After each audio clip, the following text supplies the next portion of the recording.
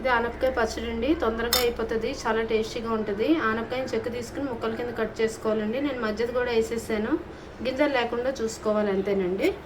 So cut చేసుకుని మనం ఒక తవా పెట్టుకుందాము. తవాలో మనము మినపప్పు అండి నూనె పెట్టుకోవాలి. నూనె పెట్టుకుని మినపప్పు, 1 స్పూన్ మినపప్పు, 1 స్పూన్ నువ్వుపప్పు అండి, 1/2 స్పూన్ శనగపప్పు, 1/4 స్పూను జీలకర్ర అండి, దగ్గర 5-6 రెడ్ చిల్లీస్ వేసాను.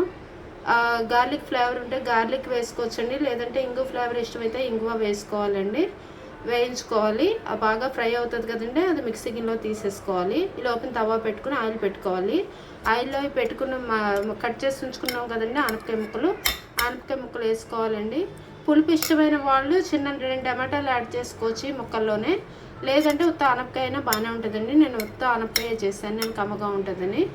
సో మనం అలా చేసుకున్నాక ఏం చేయాలంటే ఇప్పుడు మగ్గుతూ ఉంటాయండి, కొంచెం వాటర్ వేసి ఉప్పు పసుపు వేసి మూత పెట్టేయాలండి.